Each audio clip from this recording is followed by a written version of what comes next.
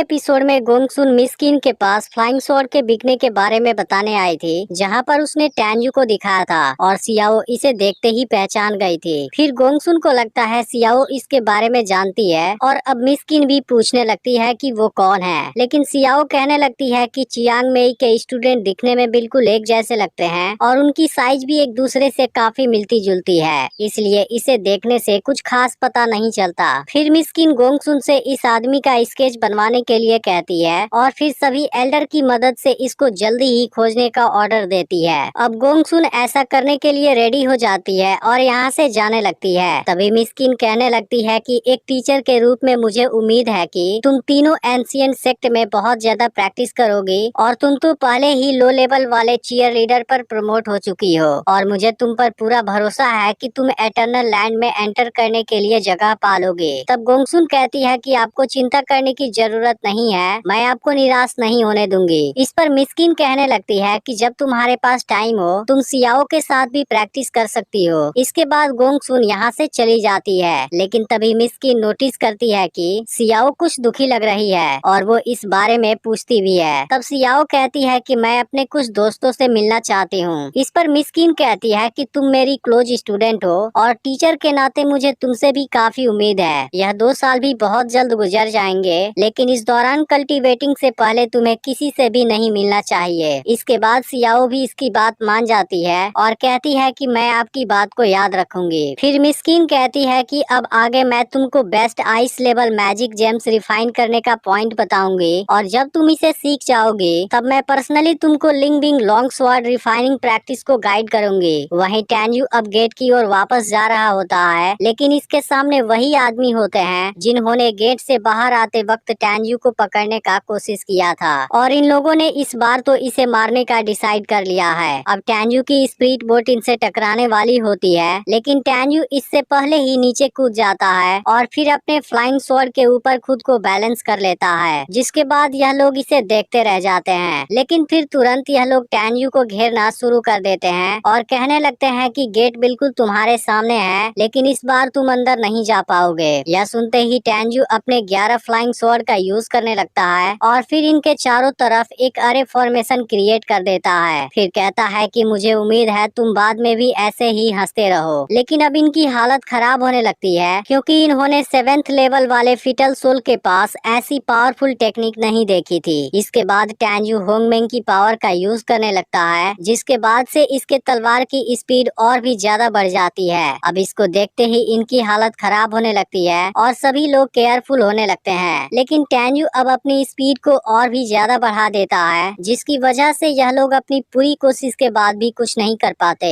इसके अलावा spirit boat भी बहुत ही फास्ट स्पीड से चलने लगती है, जिसे देख आदमी का होश गायब हो जाता है और अब इसको कुछ भी समझ नहीं आता कि यहाँ पर क्या होने वाला है। तब टैन्यू कहने लगता है कि यह टाइम एंड स्पेस का फ्यूजन है, जो अपने आप में बहुत ही यूनिक है। तुमको लगता है कि अभी स्पिरिट बोट का स्पीड बहुत ज्यादा है, लेकिन यह तो अभी इसकी असली स्पीड है ही नहीं। अब इनको यकीन नहीं होता कि टैन्यू इतना फास्ट हो सकता है। फिर वो इसके ऊपर अटैक भी करता है, लेकिन टैन्यू को कुछ भी नहीं होता। तब टैन्यू कहने लगता है अगर तुम मुझे मार दोगे तब यह फॉर्मेशन तो टूट जाएगी, लेकिन अफसोस तुम ऐसा नहीं कर पाओगे। अब इनको लगता है कि ऐसा बिल्कुल भी नहीं हो सकता, लेकिन अब टैन्यू इन पर एक बहुत ही पावरफुल अटैक कर देता है। इसके बाद हम फान और उसके साथ में एक ब्यूटीफुल लड़की को देखते हैं जो कहती है कि क्या टैन्यू अब तक मर चुका होगा। इस पर फान कहता है ओरिजिनली टैन्यू डिस्ट्रॉय हो गया था और पूरा उम्मीद है कि वह मर चुका होगा, लेकिन मुझे पता नहीं है कि उन्होंने उसको ट्रैप करने के बाद क्या किया।